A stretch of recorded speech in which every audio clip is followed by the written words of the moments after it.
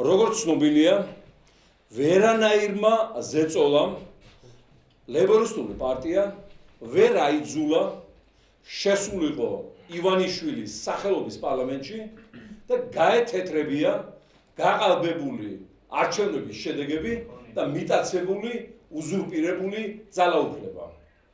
სასჯელმაც არ დააყოვნა ამ წუთში პლენარული სხდომა პარლამენტისა იხილავს ფაქტიურად ლეიბორისტული პარტიის საქმიანობის აკრძალვის თაობაზე კანონს, რომლის თანახმადაც ჩვენ გვერდდება კომისიებში დელეგირება, სარეკლამო უფლება, ის მათხოვრული დაფინანსებაც, რომელიც დაგვიტოვა ივანიშვილმა მილიარდერმა 20,000 ლარი თვეში, რომელიც სჭირდება ივანიშვილს ყოველდღე თავისი დანგრეული სხეულის მასაჟისათვის, აი ის თანხა, იმასაც გვართმევენ და ფიქრობენ, რომ ამით ლეიბორისტული პარტია დაასრულებს. მე კი მათ ვპირდები, რომ უფრო მალე დაასრულებენ ძალაუფლებით ტკბობას და ხელისუფლებაში ყოფნას. იმავდროულად მე მოუწოდებ პარლამენტში შესულ ოპოზიციას, რადგან მან დაიწყო ოლიგარქმა რეპრესიების ახალი ტალღა, გამოაცხადეთ ბოიკოტი და დატოვეთ პარლამენტი. მოუწოდებ პრეზიდენტს უუფლებოს, მაგრამ მაინც გარანტორს ამ ხელშეკრულებისა ევროპასთან შუამავალს დაადე ვეტო აღნიშნულ კანონპროექტს თუ ის იქნება მიღებული. მოუწოდებ ჩვენს მოკავშირეებს ბრიუსელსა და ვაშინგტონში ბოლოს და ბოლოს შობეთ და დაადეთ სანქციები ბიძინა ივანიშვილის მრავალ მილიარდიან ქონებას, რომელიც არის ჩვენგან მოპარული და თქვენთან გამოტანილი. ეხლა ბოლოს და ბოლოს რას ელოდებით, სანამ არ მოაწყობს საკონცენტრაციო ბანაკს და ყველას არ შევქმნის ოფიციალურად ან გაზის კამერაში არ ამოგვაყოფილებს თავს. მინდა მოგახსენოთ, რომ ამგვარი რეპრესია პოლიტიკური პარტიის მიმართ არ ჩაუდენია არც ერთ დიქტატორს ბოლშევიკების და ადოლფ ჰიტლერის გარდა. ჩილეშიც კი რომ მოხდა სახელმწიფო გადატრიალება პინოჩეტის მიერ 70-იან წლებში, იქ პარტიების საქმიანობა მხოლოდ დროებით შეაჩერეს და კონსტიტუციის. ამდენად სახეზია არ ნახული ბოროტებით ახსავსე დიქტატურა, რომელიც ებრძვის საქართველოს მომავალს. ამ ეტაპზე ეს კანონპროექტი კი ლეიბორისტული პარტიის დასაჯელად არის მიმართული, ბუნებრივია, მაგრამ ხვალ საქართველოს მომავლის წინააღმდეგარი გადადგმული ნაბიჯი, რათა როცა გააყალბებს ივანიშვილი არჩევნებს, მიიტაცებს ძალაუფლებას, ვერავინ გაბედოს პროტესტი. რომ ვერც ერთი პარტია ვერ გამოვიდეს ქუჩაში, ვერ გაბედოს ბოიკოტის გამოცხადება და მუდმივად იყოს და იყოს ივანიშვილების დინასტია ჩვენს ჩაგრულად და ტყავის გამძრობად. აი ეს ვითარება დღეს. მე კიდევ ერთხელ შევახსენებ ამერიკის შეერთებული შტატების ელჩს ქაბატონ კელი დეგნანს, ევროკავშირის ელჩს პატრიცემულ ჰარცელს, რომ სწორედ ეს ხელშეკრულება შარლ მიშელის სახელად მონათლული, მათი შუამავლობით იქნა მიღებული მათი თავდადებული ბრძოლით და მათი იძულებით, რომ ოპოზიცია შეეყარათ პარლამენტში. ეხლა ამოიღეთ ხმა, რატოს იხართ კაბინეტებში ჩუმად, რას ელოდებით, ვის ელოდებით, რატო ფარავთ პუტინის ოლიგარქს. იგივეა, რომ ახლა ჯული ფიშერმა, ჩემმა მეგობარმა, ბელარუსში ამერიკის შეერთებული შტატების ელჩმა დაუწყოს ლუკაშენკოს ლობირება და დაიწყოს ოპოზიციასთან მუშაობა, რომ ლუკაშენკოს გაუთეთრონ საპარლამენტო არჩევნების შედეგები. ეს იგივეა, რით არის ლუკაშენკოზე ნაკლები, ბიძინა ივანიშვილი იმ კაცმა სამუშაო ადგილები მაინც შეინარჩუნა და ტრაქტორების გამოდის, მაცივრების და ველოსიპედებიც. წარმოება არ გაჩერებულა და ეკონომიკა აწყო. და ამან ყველაფერი გააქცია და ოფშორებში გადაიტანა და ვერ გამიგე რატო ორმაგი სტანდარტი ვაშინგტონიდან, როდესაც ერთს ქოლავენ, ერთ დიქტატორს და მეორეს მასზე უარეს აფუფუნებენ, ათამამებენ და თავზე ასვავენ მთელს ქვეყანას. ამიტომ ალბათ ორმაგი სტანდარტები უნდა მოვიცილოთ საკუთარ თავშიც და ერთმანეთთან ურთიერთობებშიც, თუნდაც ეს ურთიერთობა იყოს სტრატეგიული პარტნიორობის. მეგობრებს ეუბნებიან პირში სიმართლეს და მე სამ შემთხვევაში ამ პრინციპებიდან გამოვდივარ. ეხლა თუ გონია ბიძინა ივანიშვილის რომ ჩვენ დაფინანსების შეწყვეტის გამო დავანებებთ თავს მისი ჩამოგდების გეგმებს, ძალიან ცდება. მას აუცილებლად მოახვედრებთ დანის ციხეში. მე მას შევპირდი და შეუსრულებ. რასაც შევპირდი დღეს და შეუსრულებ. კიდევაც შეუსრულებ.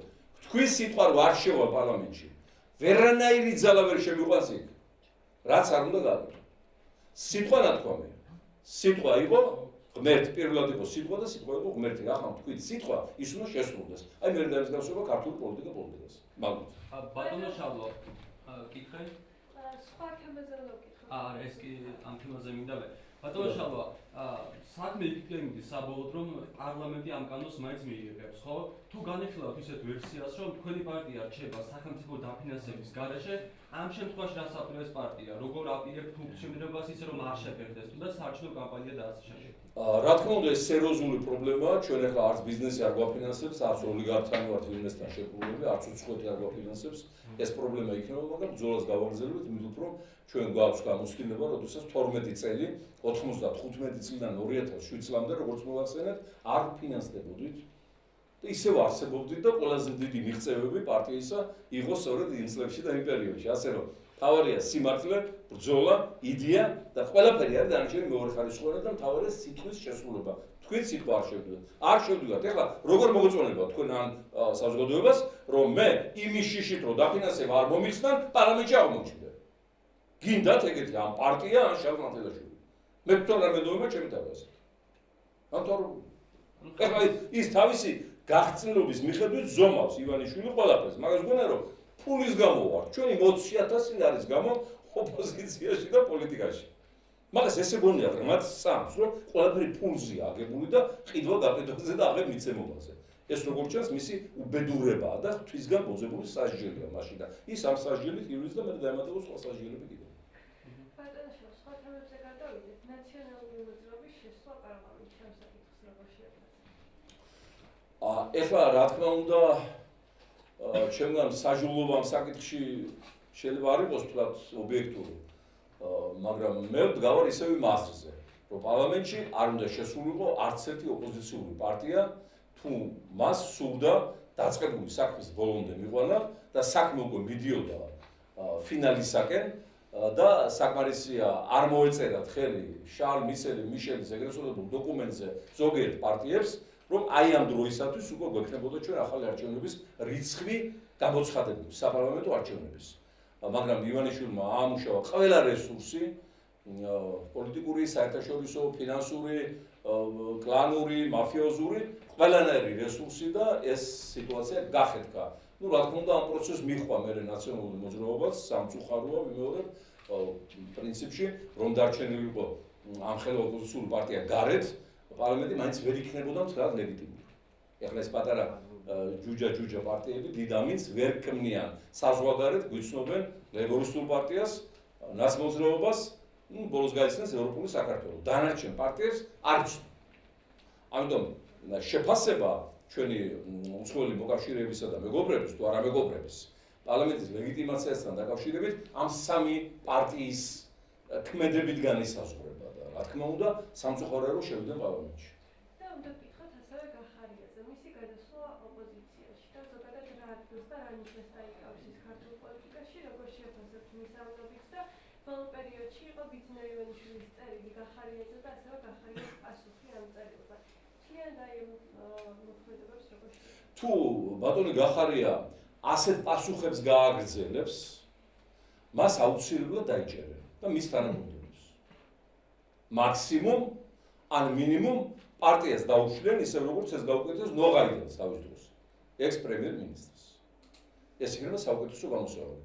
ის თუ არ გადავიდა პირდაპირ დარტყმებზე და არ ამხილა რეჟიმის მეთაური კორუფციაში, სახელმწიფო შესყიდვაში, რეპრესიებში, ქვეყნის მითვისებაში, ყველა იმ უბედურებაში, რაც მან ძალიან კარგად იცის როგორც პრემიერმა, ასე მცირე სიმართლით სიარული პირველ რიგში მას აატეხიებს კისერს და ძალიან მალე დაამთავრებინებს პოლიტიკურ კარიერას. ისე მე ვრჩები ისე იმ აზრზე, რომ აღნიშნული ფიგურა რუსეთის სადაზვერო სამსახურის სარეზერვო ვარიანტია.